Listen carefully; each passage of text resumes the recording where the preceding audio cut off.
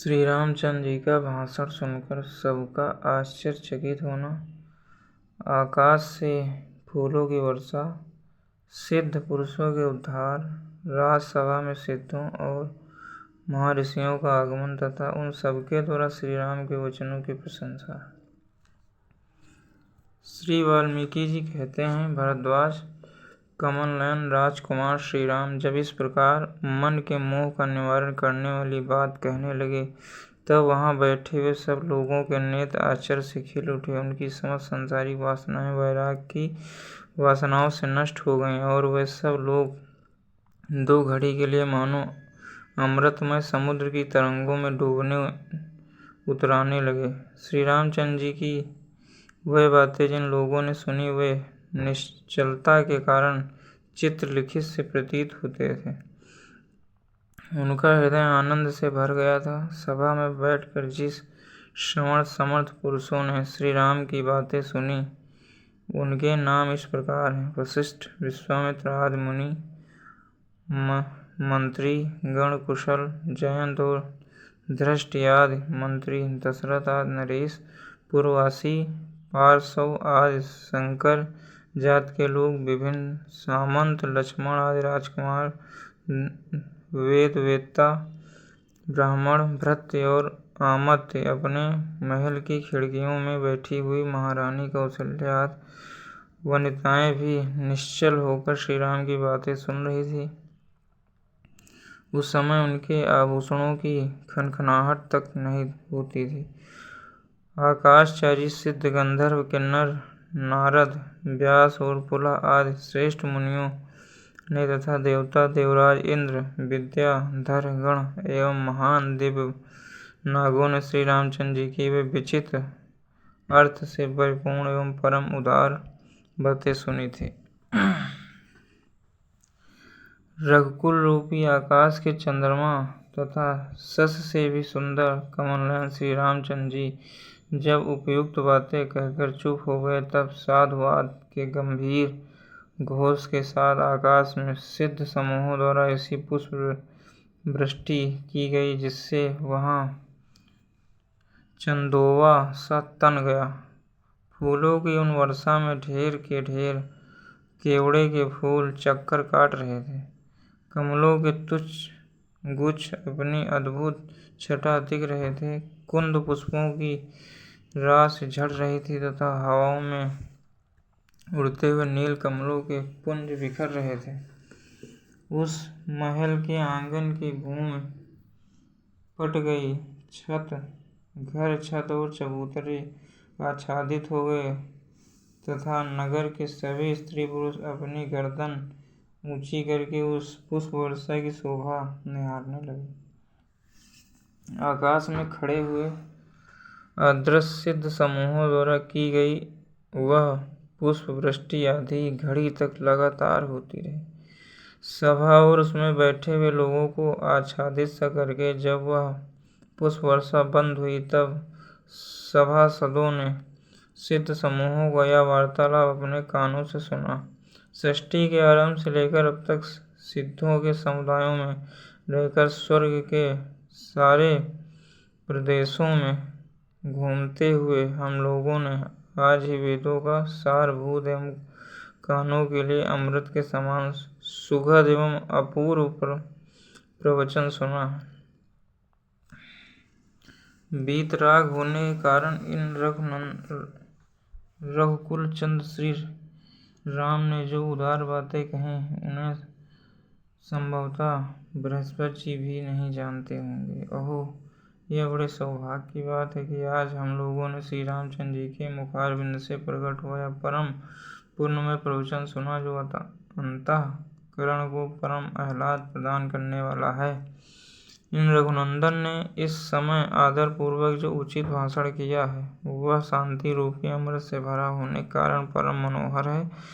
इस भाषण ने श्रेष्ठता का पद प्राप्त कर लिया है। यह प्रवचन सर्वोत्तम सिद्ध हुआ है। इसके द्वारा हमें भी तत्काल यह ज्ञान हो गया कि स्वर्ग आदि के सुख भी निसार।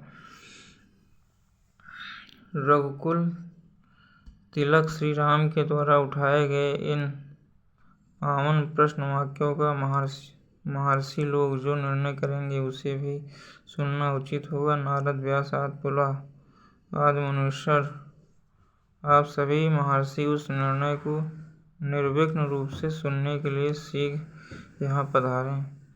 जैसे केसर की शोभा से परिपूर्ण हो स्वर्ण की भांति उद्दीप्त होने वाली कमलिनी पर भ्रमर चारों ओर टूट पड़ते हैं, उसी प्रकार हम भी धन वैभव से पूर्ण तथा सुवर्णमयी सामग्रियों से प्रकाशित होने वाली राजा दशरथ की इस पुण्यमयी सभा में सब ओर से प्रवेश करें। श्री वाल्मीकि जी कहते हैं, भरद्वाज सिद्धों के ऐसा कहने पर विमानों में निवास करने वाले दिव्य महर्षियों की वह सारी मंडली उस राजसभा में उतरी। उस मंडली में सबसे आगे मुनीश्वर नारद थे, जो अपनी बजती हुई वीणा को उस समय भी छोड़ न सके थे, और सबसे पीछे सजल जलधर के समान श्याम कांति वाले महर्षि व्यास थे। इन दोनों के बीच में शेष ऋषियों की मंडली थी। भृगु, अंगिरा और पुलस्त्य आदि मुनीश्वर उस मंडली की शोभा बढ़ाते थे। च्यवन, उद्दालक, शीर तथा सरलोम आदि महर्षियों ने उसे सब ओर से घेर रखा था। एक दूसरे के शरीर की रगड़ से उन सबके मृग चर्म अपने स्थान से खिसक कर अस्त व्यस्त हो गए थे। उन महर्षियों के हाथों में बल पाकर रुद्राक्ष माला हिल रही थी, तथा उन सबने सुंदर कमंडल धारण कर रखे थे। आकाश में अपने तेज पुंज के प्रकाश से श्वेत एवं रक्त प्रभा धारण करने वाली वह मुनिमंडली तारों की पंक्ति के समान प्रकाशित हो रही थी।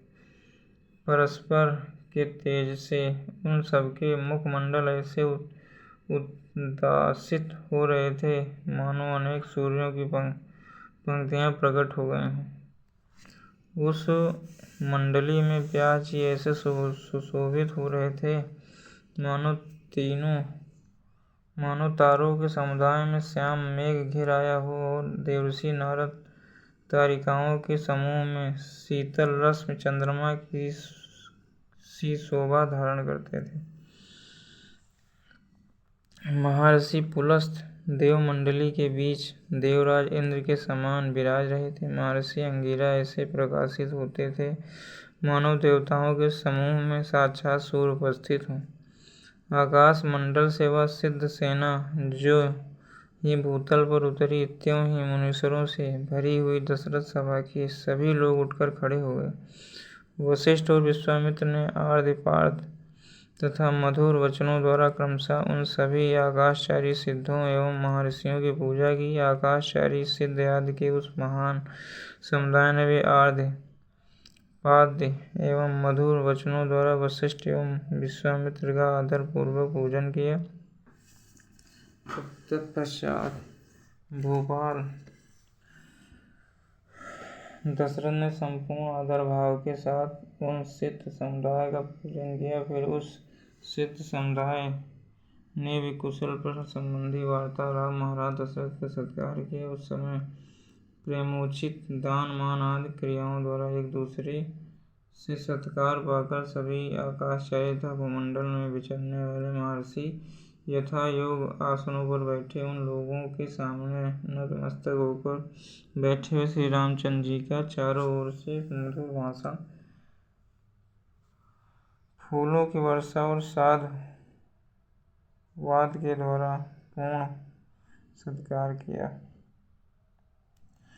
श्री रामचंद्र जी राजलक्ष्मी से सुशोभित होते हुए वहीं बैठे तथा विश्वामित्र, वशिष्ठ, वामदेव, राजमंत्रीगण, ब्रह्मा के पुत्र नारद जी, मुनीश्वर व्यास, मरीच, दुर्वासा, अंगिरा और उनके पुत्र अंगिरारस मुनि, कृत, पुलस्त्य, पुलह मुनीश्वर, सरलोमा, वात्स्यायन, भरद्वाज मुनिवर, वाल्मीकि, उद्दालक, ऋचीक, शर्याति और च्यवन, ये तथा और भी बहुत से वेद वेदांगों के पारंगत विद्वान तत्वज्ञानी महात्मा सब में प्रधान थे।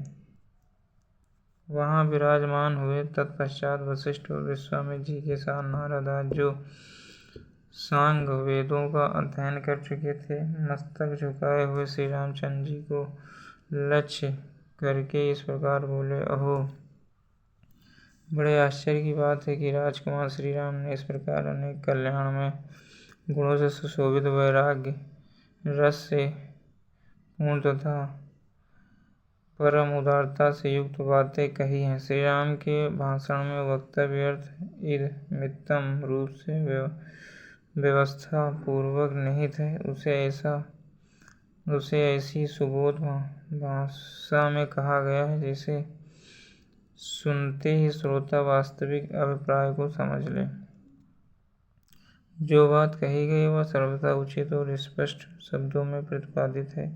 श्री राम की यह वाणी उदार है, इनके भीतर बहुत से उत्कृष्ट अभिप्राय छिपे हैं। यह सुनने में प्रिय और श्रेष्ठ पुरुषों के योग्य है।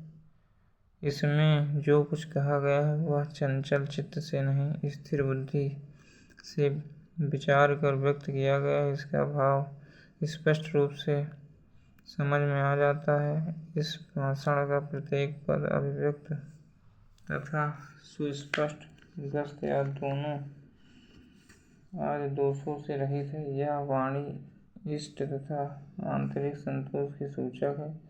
श्री रघुनाथ जी के मुख से निकला हुआ यह वचन किसको आश्चर्य में नहीं डाल देता। सैकड़ों में किसी एक पुरुष की ही वाणी संपूर्णतः उत्कृष्ट, चमत्कारपूर्ण और अभीष्ट अर्थ को प्रकट करने में समर्थ होती है। राजकुमार, आपके सिवा दूसरा कौन है जिसकी बाण के समान सूक्ष्म अर्थ का भेदन करने वाली कुशाग्र बुद्धि रूपिणी लता विवेक रूपी फल से सुशोभित हो, विचार वैराग्य रूपी उत्तम विकास को प्राप्त हो रही हो। श्री राम की भांति जिसके हृदय में अनुपम प्रकाश फैलाने वाली प्रज्ञा रूपिणी दीप शिखा प्रज्वलित हो रही हो, वही श्रेष्ठ पुरुष कहा जाता है। जिसमें ऐसी प्रज्ञा नहीं है वह मनुष्य रक्त मांस और हड्डियों के यंत्र रूपी देह में आदि बुद्धि रखने के कारण रक्त मांसादि रूप ही बहुत से शब्द स्पर्श आदि पदार्थों का उपभोग करते रहते हैं। ऐसा लगता है उनके भीतर कोई चेतन पदार्थ है ही नहीं, वे जड़ के तुल्य हो गए हैं। जो लोग सर्वथा मोहाच्छन्न होने के कारण संसार का विचार नहीं करते, वे निरे पशु हैं। वे ही बारंबार जन्म मृत्यु और जरा आदि रूपों को प्राप्त होते हैं। इसी लोक में सर्वोत्तम मधुर फल और सुंदर आकृतियों वाले आम के वृक्ष बिरले ही होते हैं। उसी प्रकार उत्कृष्ट चमत्कार से पूर्ण तत्व साक्षात्कार रूप फल से संपन्न एवं सुंदर शरीर वाले भव्य पुरुष से इन्हें गिने ही होते हैं। इन आदरणीय बुद्धि वाले श्री राम में अभी इसी अवस्था में अपने विवेक के कारण उस तत्वदर्शन रूप चमत्कार का उदय देखा जाता है, जिसके द्वारा जगत के व्यवहार का सम्यक रूप से समीक्षण हुआ है, जो देखने में सुंदर हो, जिस पर सरलता से चढ़ा जा सके तथा जो उत्तम फलों से सुशोभित। वैसे वृक्ष प्रायः सभी देशों में उत्पन्न होते, परंतु चंद्रमा के वृक्ष सर्वत्र नहीं होते। इसी तरह श्री राम जैसे पुरुष सर्वत्र दुर्लभ हैं। फल और फलों से भरे पूरे वृक्ष प्रत्येक वन में सदा सुलभ होते हैं, परंतु अपूर्व चमत्कार से युक्त लोम का वृक्ष सदा और सर्वत्र सुलभ नहीं।